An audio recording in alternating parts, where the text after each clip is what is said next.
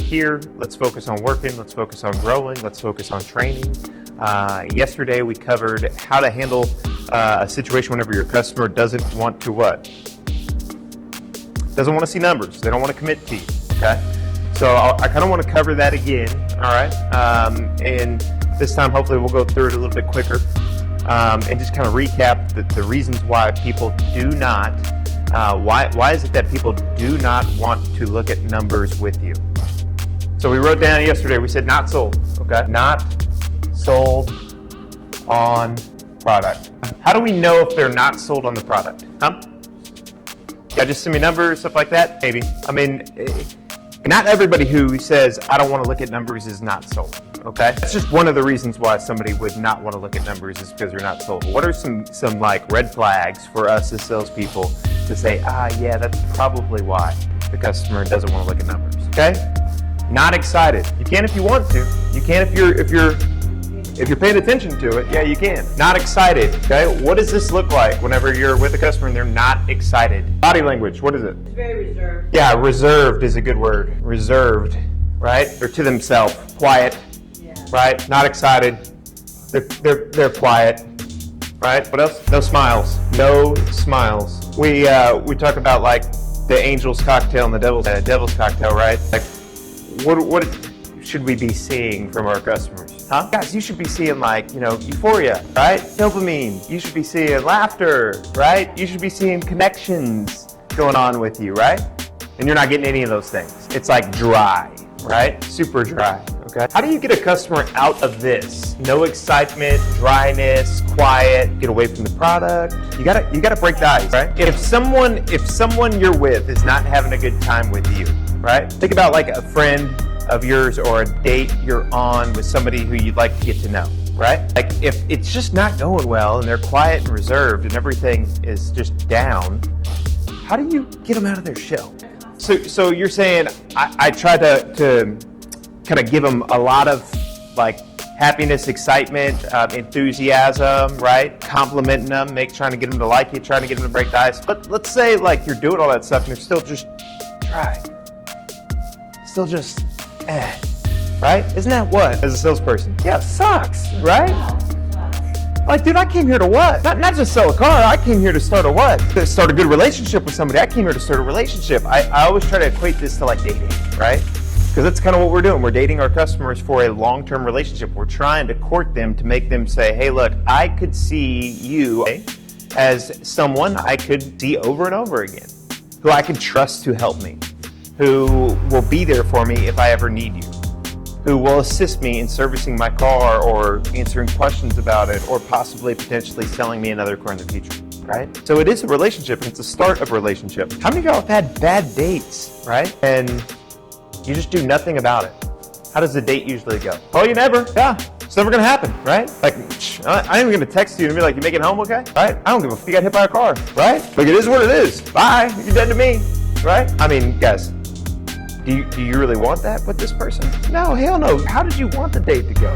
You wanted them smiling, happy, having a good time. You wanted them having a good conversation with you, everything else. So why is it that somebody would not be excited, no smiles, dry? Why would somebody be all of these things?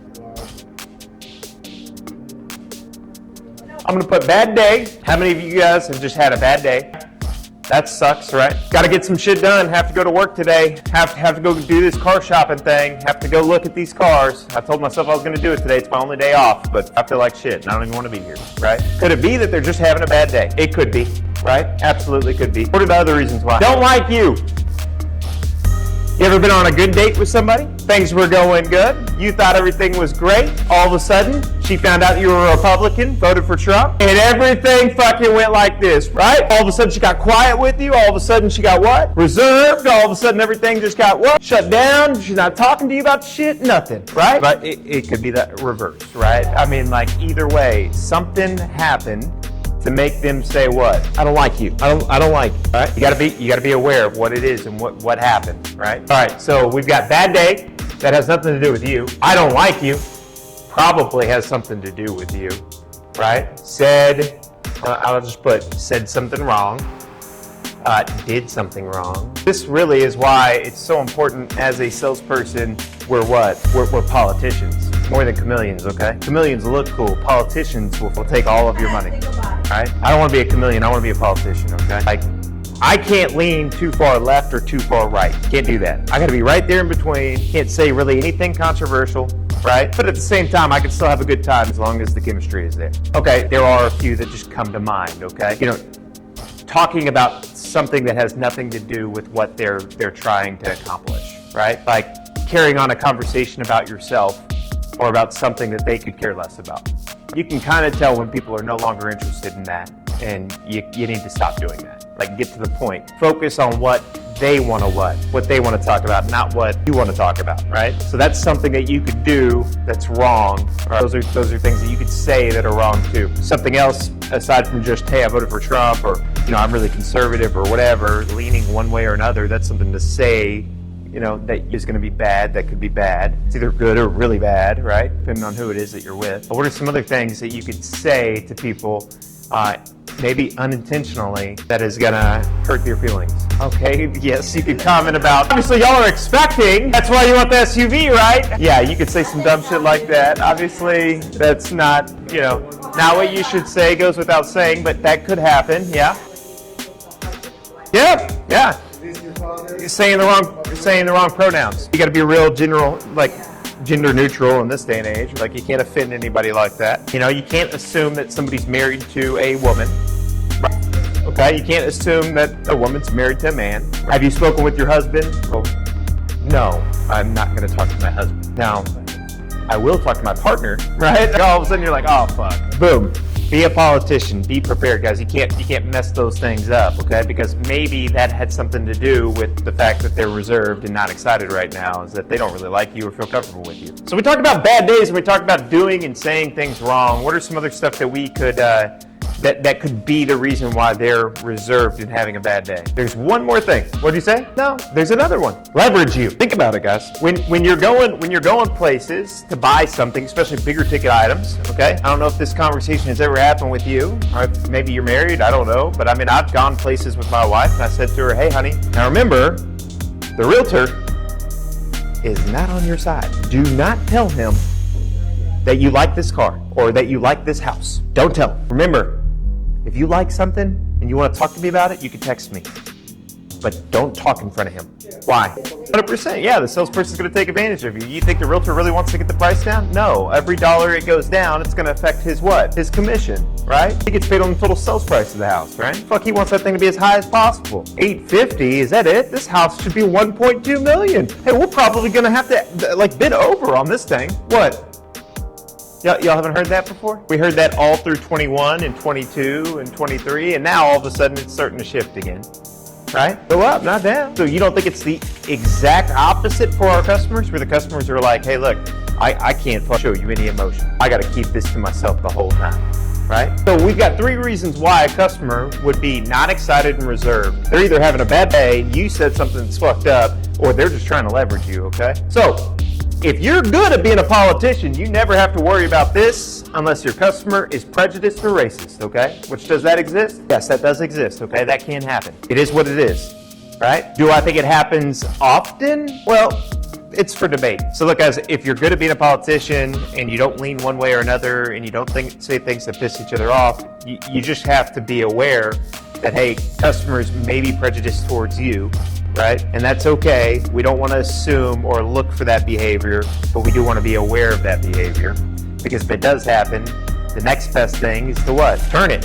Get a manager involved. Get someone who looks opposite of you, if it's okay to get somebody else involved. So let's find out, how is it that we figure out which one it is, right? Is it pretty easy to find out if somebody's having a bad day? I would say, yeah, it's pretty easy to find out if somebody's having a bad day. I'm telling you, I don't even have to ask you. I don't even have to ask you whether or not you're having a bad day. I mean, now granted, I see you guys almost every day, right? I can see when your door's shut. I can see when your head's down. I can see when you're slumped over. I can see when you're strolling to the key machine, all slow. I can see when it's been a tough night, right? Can you tell if your customer's that way too? Like, there are certain things in body language that are just gonna bring themselves to you, and you're going to be able to see that, hey man, he's obviously not having a good day, right? So what do you do when you see your family and friends having a bad day, a tough day like that, and it's all over them? You got to cheer them up, right? You got to maybe, poke at them a little bit in a friendly way, right? Right, sure. How's your day going, guys? Yeah, it's okay. All right, yep. And did you keep going as you're showing them the cars and stuff like that? Oh, guys, hey, I need your help with something real quick. So I'm going to show you the rest of this car. Wait, you got to do me a favor and just smile a little bit. Okay? I'm telling you, the car actually drives better when you're smiling. Come on! Let's do it together. Right? You know what I mean? What happens? What do you see? Yeah, you start seeing your customer break open and go, okay, yeah, sorry, man, it's been a tough day, it's been long, whatever else. But them having a good time. Because, man, if they're not smiling and laughing and having a good time and in good spirits, do you think they're going to be very receptive towards the message or towards the value that you're going to try to build right now? No, not really. So make sure that the bad day thing, it's your responsibility to take a bad day and make it, turn it good. That's your responsibility. It's your job as a car salesman. Okay? Now let's say you try to do all these things, but they keep on pushing back at you. They maybe smile or crack a little bit, but then they go right back into their shell.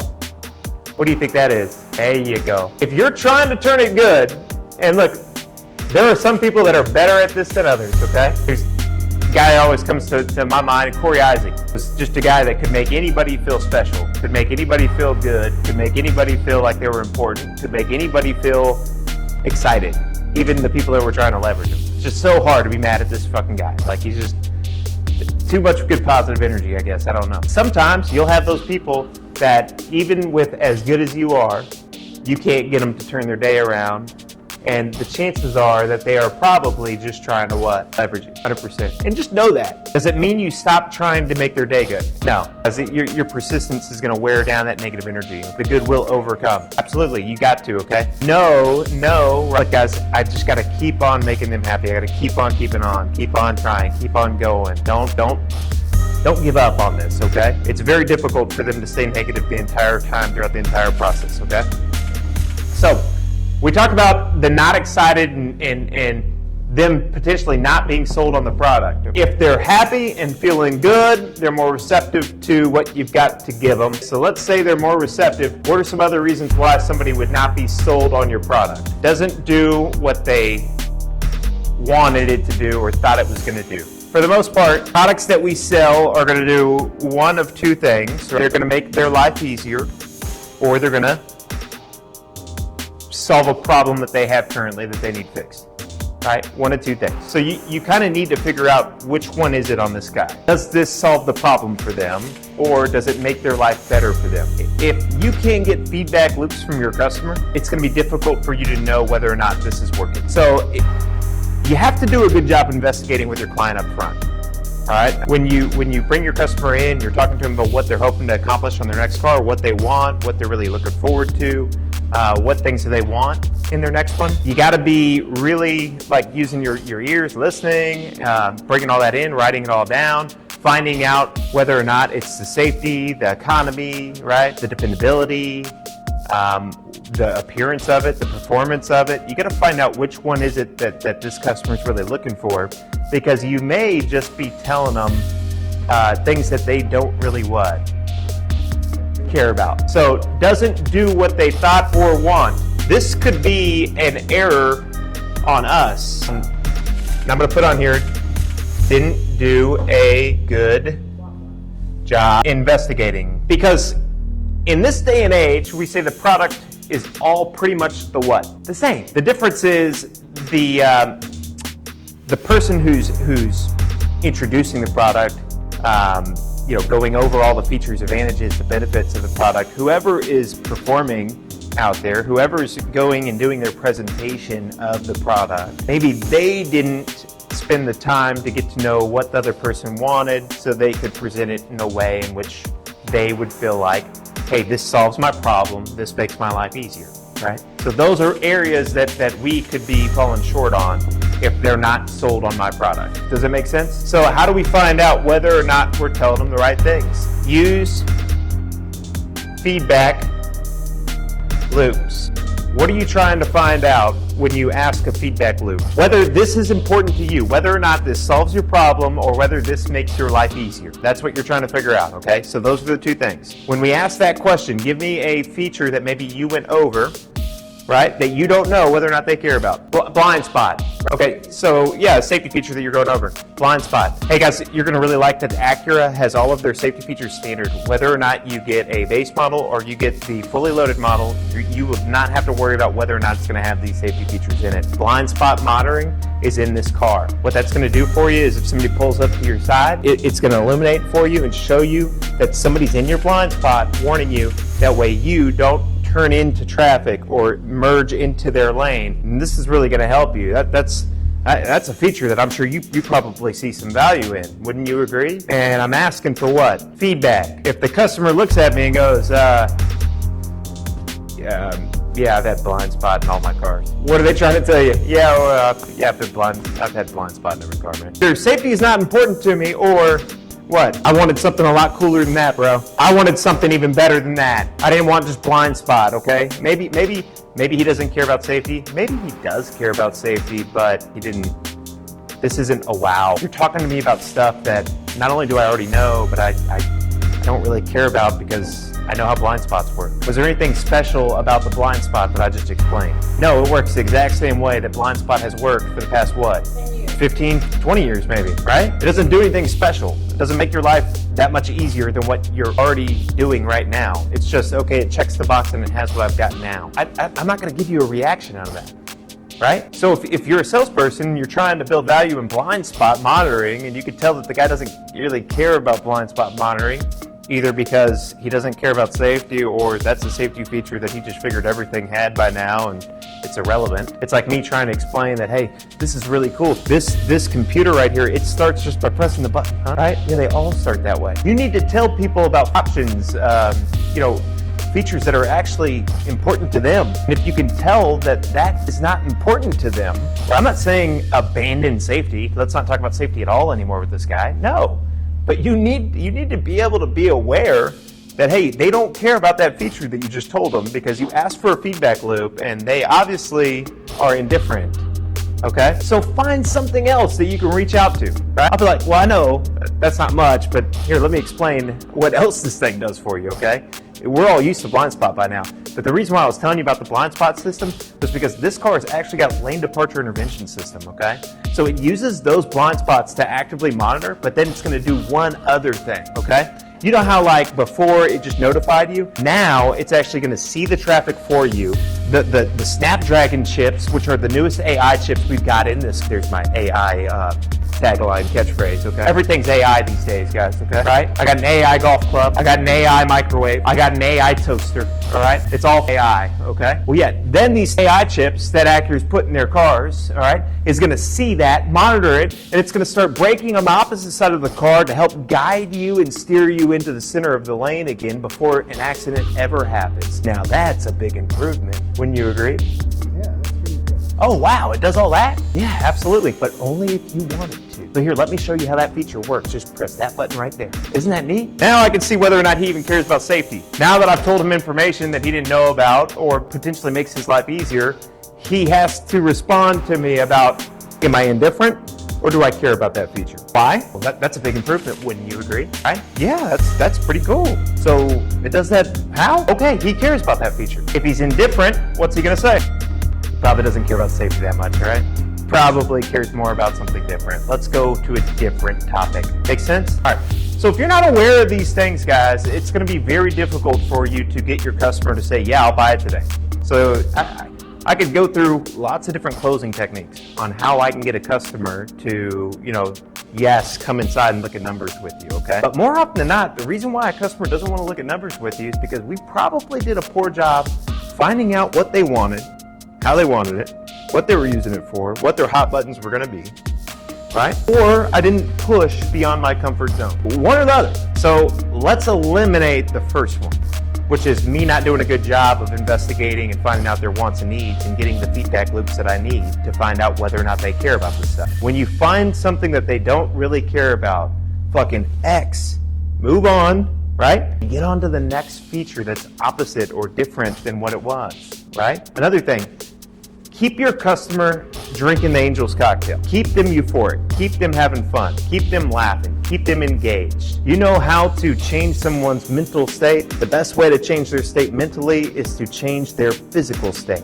And I'm not talking about you working them out. I'm talking about you getting them out of the seat, in the back seat, in the very back of the trunk, moving the seats down. When you start getting their body to move, all right, a lot of times you can alter their state of mind. Okay? That action, that physical action, starts a mental action up here. And then you can start playing with that a little bit and seeing where they're going with it, okay? So again, if you feel like your customer is not being responsive and is quiet, you need to make sure it's not a bad day, you're turning it positive. Then we're staying away from the words and the things that are gonna make you opposite of what they want. And then lastly, you're gonna keep on using those good positive vibes and getting them involved in the car constantly, and you're going to find out whether or not they're leveraging you as you go, right? The more and more that you push on them to laugh, to have a good time, to enjoy the car, to enjoy the ride, right? The more fun you have with them, okay? The harder it's going to be for them to leverage you. You get it? Now look, I'm not saying that they won't continue to leverage you, all right? They came here with the intention of doing the opposite of what you're trying to do, which is what? Keep their money. You're trying to make the money for you. They're trying to keep their money, okay? This will be at the front of their mind. That's okay. The more good you throw, the more fun you have with them, the more euphoria and laughter and all the good times and talking about the sports teams and the golf and the football, whatever it is that they like, right? The more you can get them talking about what they like, what their habits are, what they really enjoy, the less likely they're working on you for leverage. And if you can keep them out of the leverage zone, you can really keep them in the value zone, which is, oh, this would make my life easier. Oh, this would be fun for me to drive. Oh, that could solve the problem that I had, right? So all of this kind of stems from their mood and how you're treating them. You know, there's a reason why you really like a good high energy waiter who's asking specific questions when they're serving you, right? You're like, man, that guy's pretty good. Ooh, he's fast. There's certain characteristics that you're looking for. That's the same thing. You're a sales guy, but you're also like their therapist. You're also their motivational coach. You're also their like counselor, right? You're all of those things. A specialist, the information guy. You're all of it. You can't let them crap you out. You got to be the positive, uplifting guy the entire time. Make sense? Cool. All right, so we're doing everything we can to get our feedback loops. You're going to start finding hot buttons and things that they actually care about. Hammer on those things and stay on them, right? They're hot buttons for a reason. I want you to find the button, and I just want you to lean on that sumbitch, okay? And just keep talking about the thing that's making them hot, getting them excited, keeping them excited the entire time, all right? Make sense? What are the other reasons why people would not be sold on my product? Uncertainty. Okay? Why is it that on Friday afternoon, when Mike Higgins was telling me, hey man, you got to get in this SMCI, dude. It's going to the moon. It's going to the moon, bro. It's going to the moon. Right? You need to get in here. He told me. I didn't do it. This guy's 20 grand richer today, right? Because I didn't do it, not because I wasn't sold on it. I mean, I've seen this thing go up and down and all sorts of things. I believe that Mike's a smart guy. He knows what he's doing, right? I'm not sold because of you. I'm just uncertain, right? Why am I uncertain? Is it a good enough risk to reward? How big is the risk? How big is the reward? There's going to be a trade-off, okay? Is there a perfect investment out there? No. There's no perfect investment, okay? None. Even cash is not a perfect investment, right? Gold is not a perfect investment, right? There's no perfect investments out there. Everything has a risk and a reward. We want to stay in an area that, hey, it's reasonable risk for high reward. That's when uncertainty goes away and you say, hey, it's worth the risk, let's do it, right? So I got to get my customers to not be uncertain. What are the things that would make your customer uncertain about buying your car today? First time you've driven a product. No? Not familiar with the product? Okay. Uncertainty comes from a lack of knowledge. It's not no. It's what? No, that makes sense? It's not no. It's I don't know enough to not be uncertain. Okay? So lack of knowledge is the no. What knowledge do they need about the product that you're selling that will make them no longer uncertain? Investigation's pivotal. You got to do a good investigation. Otherwise, you can't go feature, advantage, benefit, and present your product, right? If you don't get feedback loops, you won't know if your presentation is hitting home, right? You also won't know where the hot button is and you can't lean on it, okay? So what knowledge do they have to have on your product to no longer be uncertain? How it benefits them? Yeah, absolutely. Lack of knowledge, okay? The benefit. There's gonna be a different amount of benefits for people, okay? We talk about hot buttons, okay? Does it benefit them? You should be able to answer this question, all right? If you cannot answer this question, how do we fish this out? How do we find out whether or not our customer was leveraging us? Trial closes. So, trial close. Trial close sounds like what? Sounds like we found the right product. Sounds like we found the right car. Could you see yourself driving this one? Does this one check all the boxes for you? When you sought out for your next vehicle, was this what you had in mind? You follow me? Let's say your customer tells you no. It's okay. It's all right. What do you do then? It's okay. It's all right. Yeah, sure. One, do we ever want to make a customer feel uncomfortable for sharing information with us? Never want to do that. I'm glad we can agree. So why do we do it all the time? And if you don't think that you do it all the time, I'm going to prove it to you, okay?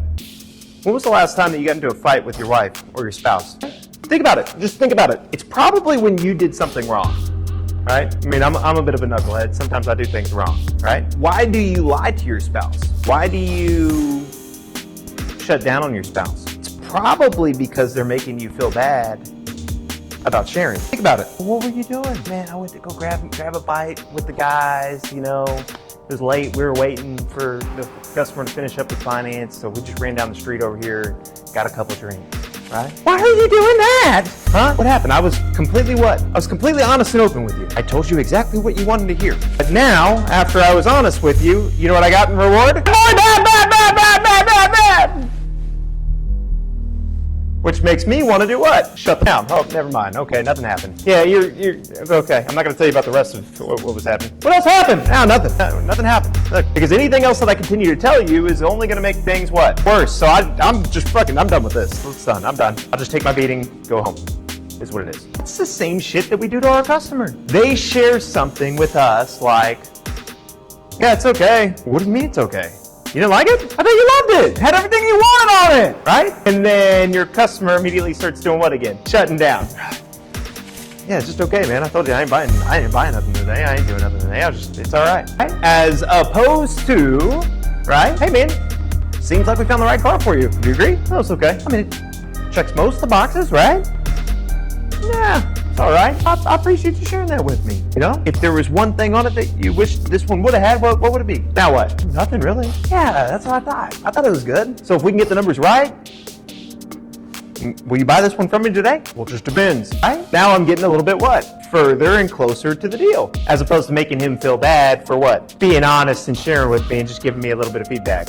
If you're going to ask for feedback, you can't be mad when the feedback isn't what you want to hear. You can't. You're not allowed to do that in sales. All right? You want to go for the no. You want to look for the issue. Because if you can find out what it is that's making them tell you no or be uncertain about it, then you can have a chance to what? Solve it and fix it. And offer them the right product for their needs. Make sense? Deal last night that I was closing was getting pushed hard to just lease. Customer was close, but not completely committed. As I got to know him and find out about him, I found out that, hey, his intentions are to buy the car and keep it forever. Well, if you're going to buy the car and keep it forever, is leasing a good option for you? No, probably not. I said, look, man, like leasing's a great option for me. It's a great option for a lot of folks. It's a really flexible way. But let me tell you, the reason why people lease cars is because they want more information before they make that big, giant decision. Right? If that sounds like something that you could benefit from, then hey, let's continue to look at the lease. But if you've already made it up in your head, if you've decided that, hey, look, this is a car that I'm going to buy and own and pass down to my kids' kids, and I've got no intentions of replacing this anytime soon, and you know it with all certainty, right? Then forget the lease. It's going to cost you more money in the long run. Let's just buy the car and get it done. Do it the way that you intended to buy it originally. Right? Having that conversation with the customer and finding out what their real wants and needs were helped get us to a point where he what? Bought the car because he trusts us into not just, hey, this is some sales guy trying to get me to lease it at a cheaper payment. This is some sales guy who's really trying to help me get a car in my budget the way that I intend to keep and own and use. I should probably trust this guy a little bit more, right? He could easily have just tried to sell me on the lease. He didn't do that. Make sense? It's okay to find out there's issues. If you solve the problem for them, the chances are they're going to transact with you. Make sense? Gotcha. So we find out what their hot buttons are. We try to get our trial closes to get them to commit to us, okay? If they commit to us, great. Let's move to the next step, which is actually getting the other information that's got them uncertain, okay? Now, again, it is important to get them to commit to you that they like the vehicle, that it could work for them, right? I'm not saying that they have to say, I'm gonna buy it today. That's not what I'm saying. I just wanna get them to a point where they're saying, hey, this product could work. I see value in what you're offering. This could potentially be my solution. Are you following me? If you got them there and they have everything with that, now we can get their mind open to the other things that they're thinking about right now. What are the other uncertainties that everybody has? Decision maker. If you're 100% certain, okay, but then somebody or something starts whispering in your ear, right? I'll go back to the stock analogy, okay? Now look, Mike had a lot of conviction on SMCI, okay? He's telling me this thing's going to the moon. Trust me, bro. Just get in. You're going to miss it. Okay? If I start whispering in his ear uncertainty about, well, hey, man, I know what you're saying, but look, there's a big risk there because that company, it's been audited a few different times. In fact, this same exact company, this same CEO has had the exact same problems before with how they do their books, okay? This is not new. You need to know that they have a deadline coming up on Thursday, and if they don't get that in there, this stock is probably going to get cut in half by Friday. I really wouldn't hold on to those options very long. If I was you, I'd cut bait like at open, to the point where I made a video for them. Like, sell or be sold. Somebody is selling someone. You're going to sell me on why we should get in it. I'm going to sell you why we should sell it out, right? Somebody's going to get sold. Who's creating the uncertainty for Mike right now? Me, right? Well, if I'm just some jackass who he works with, right? Maybe I don't have a lot of influence over him. Who is going to be more important than his spouse? Not a whole lot of people, right? If his wife said, hey, Mike, we made 20 grand, like sell that shit now. Like just sell it now, right? Even though there's no logic to what she's saying. I'm giving all the logic. And maybe she calls him and says, hey, I see it in there, I need it to get gone, just sell it now. He probably will be more likely to sell it than if I'm trying to convince him to sell it. And it has nothing to do with like the logic and has everything to do with the decision makers that are actually important. Does it make sense? So again, our customer is not uncertain about the product. You've got them committed with a trial close. What they're uncertain about is, am I making the right decision for all of the people who are accountable to the decision? Now, who is all accountable to your customer's decision? You got to find out. That is your responsibility to find out. Are all the decision makers present? There's a reason why we teach that early on, right? Now, like, I'm not a fan of that question. I like to ask it differently. I like to ask the question like this. Hey, so who else is going to be driving the vehicle? Is there anyone else other than you that's going to be driving the car? Right? That's a better way to ask the question about, are all the decision makers present, right? It just sounds like a sales guy.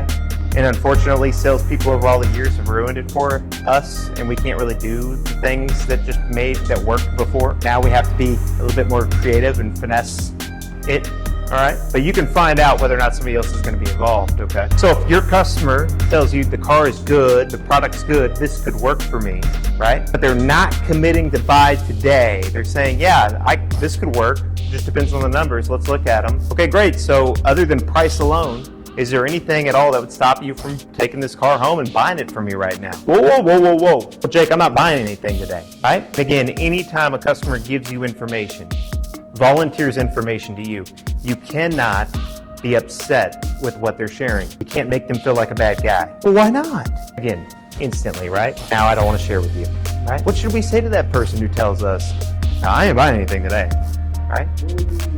There you go, beautiful. Hey, no problem. I appreciate you letting me know, right? So what does your purchase timeline look like on this next problem that you're trying to solve, on this vehicle that you're thinking about getting? Hey, no problem. I appreciate you being honest with me. Thank you for that. So I can follow up with you, get you the information that you're looking for on the timeline that you want. What's a good purchase timeline going to be looking like? Is this something that you want to do in the next day or two or week or two? And I'm what? Releasing the customer, making them feel like what? They are valued, they are respected, they're understood. Absolutely, they're relieved, right? They don't feel like I have to answer this guy the way he wanted me to. I can answer him the way I honestly want to, right? Which his honest approach, if he's this guy, is going to sound something like this. I can do it whenever. Yeah, I can do it in a day or two for sure. Do you see how emotion, a lot of times we think it's because they're having a bad day or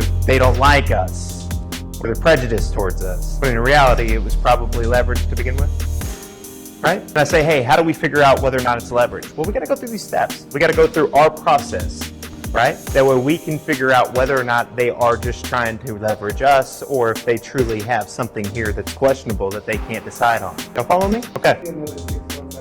Yeah, it could absolutely still be leverage, even if they say, hey, yeah, I got plenty of time. My car is great. I don't need to do anything right now, right? My car's great, man. I don't have to do nothing yet. Like, I could push this out to the end of the year if I really wanted to, right? Oh, okay, cool. So today's really just kind of an information day for us then, right? Yeah, exactly, right? Or maybe they go, well, yeah, but I mean, if the deal's sweet enough though, leverage, right? You can kind of tell whether or not somebody's trying to leverage you or not, right? Because if you pull back further enough, it's the law of attraction. They're like, whoa, wait a minute, come here. Oh, this ain't going how I wanted. Fuck. I wanted you to try to sell me. You're going too far away. Oh, I mean, I could do something though if the deal's really good. And then all of a sudden they come to you really quick, right? Okay, all right, here we go. We're playing the game. Okay, I get it. No problem. Hard to get. I like to play hard to get too. No problem. Right? All right, cool. So what are the other reasons why someone would be uncertain?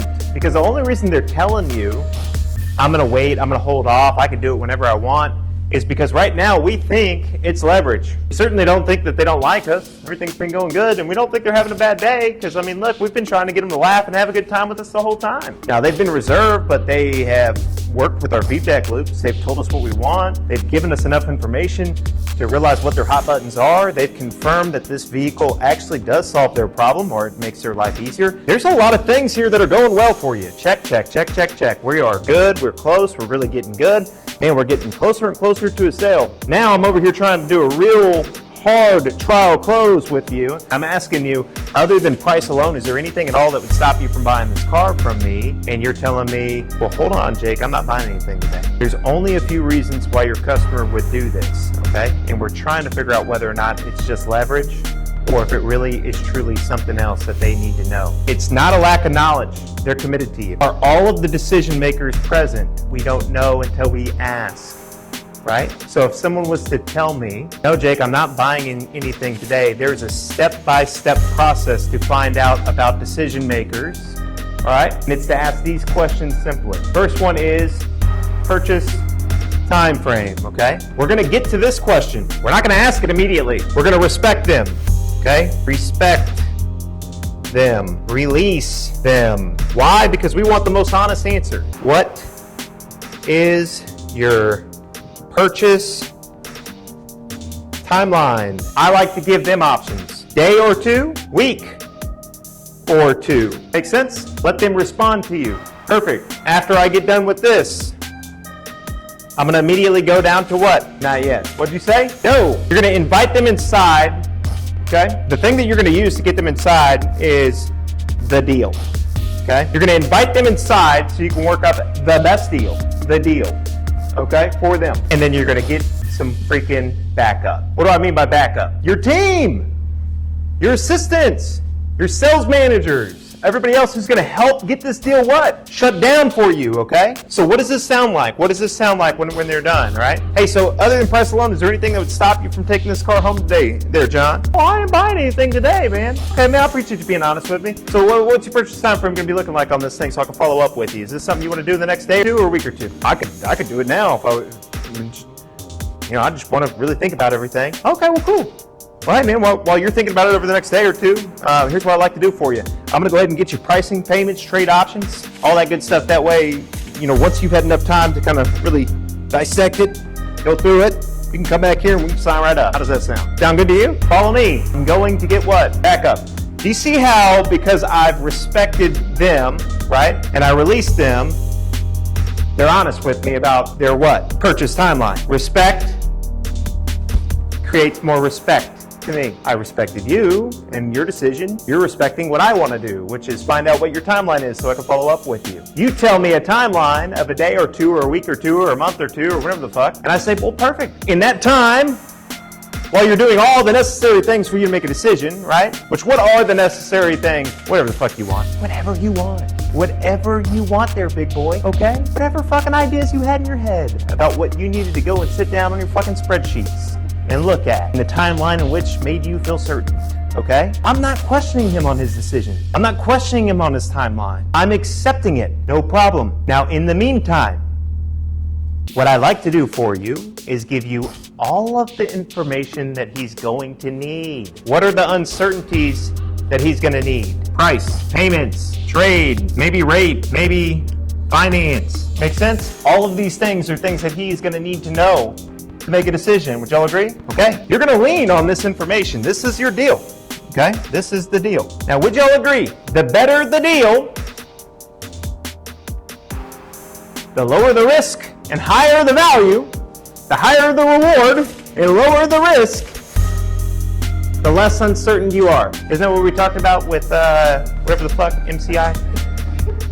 Right? Y'all follow me? Risk, reward. There's a risk and a reward on every single proposition in every single transaction. The more information that you have will either make the risk higher or lower. Your job as a consultant, as a salesperson, is to make the risk seem what? Low, and the reward to seem what? High. So it's your responsibility to provide them with that information. And when I say information, I mean propaganda.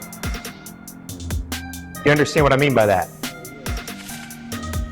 There's a reason why stocks get upgraded right before earnings and then downgraded right after. It's all fucking propaganda. They want to get you bought in, that way they can sell it to you before it happens, all right? So while SMCI has some important file and paperwork that they've got to file because it's going to change everything and make their stock go up, until they do so, it's going to be just one big buy the rumor, sell the news event. And we'll see that happen here in 2 more days. We'll see if I'm wrong, okay? But if I had to guess, if I was a betting man, which I am, I'm going to guess that it's going to crater. So we'll see what happens. But again, you get to have so much fun in this business because we control the what? No, we don't control the stock. The market controls the stock. That ain't got shit to do with anything. There you go, baby. We control the propaganda and we use emotion. We use these triggers, the angel's cocktail, the devil's cocktail. We use all these things to make people emotional so we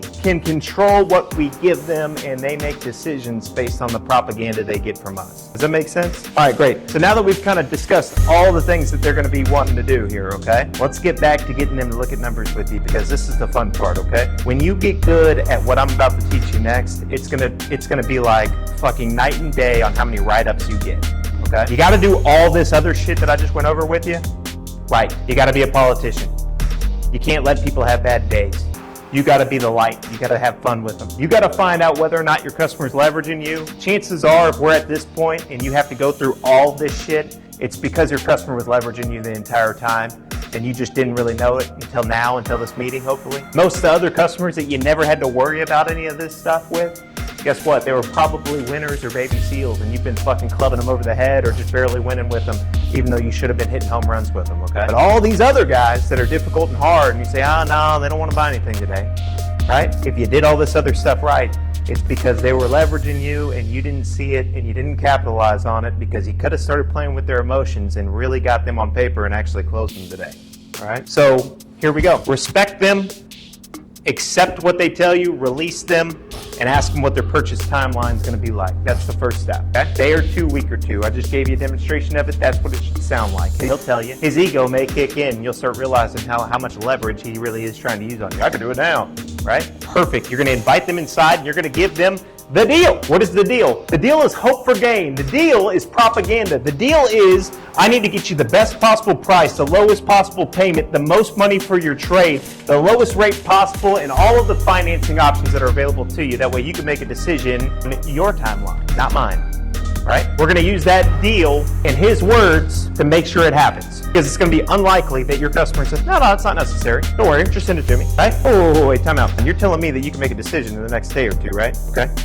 Well, if you're gonna make a decision in the next day or two, the only thing that I could think that would motivate you to wanna do something with me is how good that deal is gonna be. Now, for an extra 10 or 15 minutes, you come inside with me, I can actually go to work and use the fact that you're here right now as leverage to get you the best possible deal. It's only going to help you and me, right? So can you give me another 10 or 15 minutes? I mean, sure, we just spent 45 minutes together.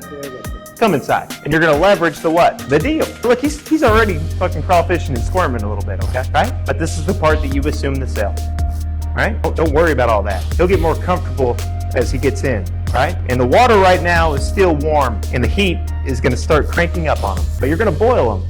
Like a fucking frog. He's just gonna be in there going, okay, well, I'm about to leave now. And the heat's just gonna start going up and up and up and up. All right, well, here, let me get your license so I get that proposal worked up for you. Got that? Okay, good. Is this the way that you're gonna get the vehicle titled?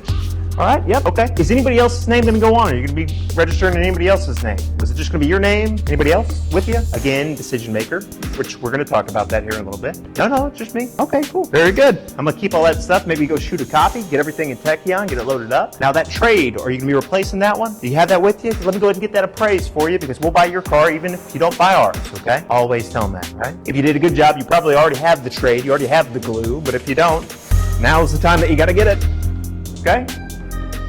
Good, you've got that. Got a trade. I got the way the guy titled. I got everything. Now, hey, to get you the most accurate payments on here, because I know it's going to be important to you to get the best information, let's go ahead and get this credit application filled out as well. The water is slowly getting hotter and hotter and hotter, okay? Until that frog is done, boiled. He's not jumping out, right? We're going to get him as far as we possibly can before he jumps, right? Hopefully he doesn't. Hopefully it just goes right in. Boom, done. Okay, cool. Now, he's not committed to buy today. He did commit to me on a time frame though. And we've got all the information that we need to really present a number to him, okay? Now here is where the heat goes all the way up to 10, all right? As you get that proposal from your boss and you're about to present these numbers to your customer, you need to have that difficult conversation with them, okay? I said yesterday that the reason why salespeople don't progress is because they don't ask difficult questions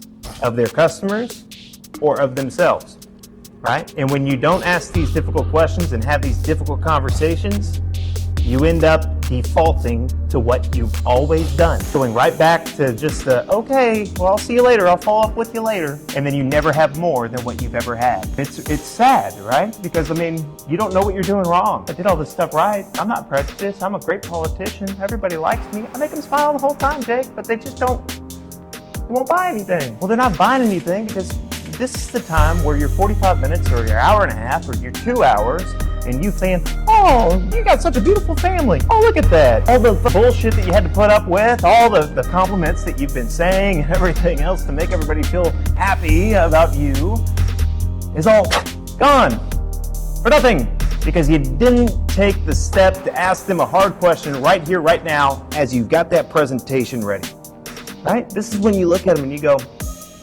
hey, John, you know, before I go through these numbers with you, you told me that you're probably going to be making a decision in the next day or two, which I totally respect, right? Now, I'm not naive. I realize that the numbers are really going to help you make that decision. That's why I wanted to get them for you. That's why I wanted to go over these things with you, because I feel like if the deal's really good, obviously it's going to help you just come back and buy the car from me, right? Now, you mentioned that you really wanted to take a couple days to think about it. Are you waiting for something to change, like financially? Is that why you wanted to wait? Oh, okay, you can pay cash for it. Okay, great. So it's not that you're waiting on anything to happen. Like, I got a buddy of mine, he's going to buy a car from me soon. He said he's waiting on this SMCI to like go up 15% and then he's going to buy it. So I didn't know if it was something that you were waiting on, you know, before you made the decision or not. And I was just, I wanted to make sure that, you know, I was considerate of that, all right?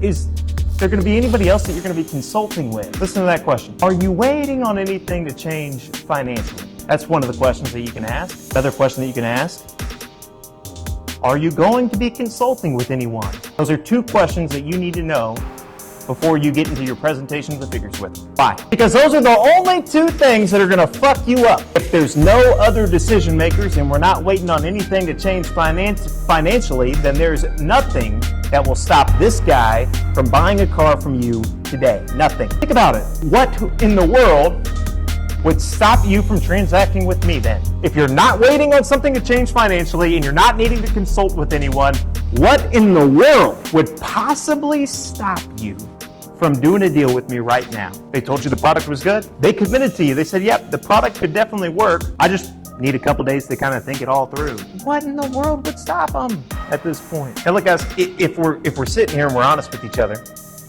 anything that they tell you, aside from I'm waiting for something to change financially and I need someone else to consult with on this deal, is going to be fluff. It's going to be bullshit. It's gonna be baloney. You cannot believe it, okay? And you have to present it to them in that exact same way, right? If they tell you, well, yeah, Jake, nope, not waiting on anything financially. Nope, not consulting with anyone. I just really want to take a little bit of time. Right, I understand that, sir. And in that time, are you going to be looking at any other products, any other vehicles, right? Well, yeah, maybe. Oh, thank you. I appreciate you sharing that with me. So earlier, it kind of sounded like we had the right product for you. Now, there's a little bit of uncertainty. What is it about these other products that you're hoping is going to be that much better than my product? What features, what options, what equipment are you really looking for on your next car then? It seemed like this one really checked all the boxes earlier. I don't know, I just don't want to rush into a decision. Okay, so I mean, is it safe to say that there's not like one thing that you could really put your finger on and say, oh yeah, that's going to be worlds better, that's going to be amazing, that is definitely worth the look before I make a decision? Is that what you're saying? I mean, all the products are pretty close, right? I mean, if all the products are pretty close, you're not needing to consult with anybody else, and you're not waiting on anything to change financially, it seems to me like you're going to ask yourself a lot of the same questions, whether you do it now or you do it in 2 days or 3 days or a week from now or whatever the fuck you're going to do it, sir. I'm telling you, it's probably going to boil down to what is the best value for my money and who's willing to work the hardest for my business. I can tell you right now, you found that guy. I'm here for you, and I'm going to make it happen for you, okay? But the numbers I've got to go over with you, they're not the ones that are going to motivate you to buy it today. No. I mean, it's a good deal, it's a fair deal, but the one that's going to motivate you to actually do it right now, right, I'm sure is going to be less than this. And that's what I want to do for you. That way we can save each other some time and we can get this deal done now. We can take this off your plate. You can start enjoying your new car. By the way, the inventory manager, he confirmed the car's available. So if these numbers are right, you can actually take it home right now. Let's go through them together. And now I'm what? This frog is fucking done, guys. Like the heat has been on 10 and it's boiling over. He's stuck. He's cooked. Short of you turning the heat up too hot and the fucking boiling actually making him fall out on your own, if you just apply steady heat, you're gonna cook and eat this motherfucker, I'm telling you. Like, it's going down today. It's gonna happen for you. You got any questions about any of that? All right, makes sense. All right, well, that's all I got for today. Have a good day.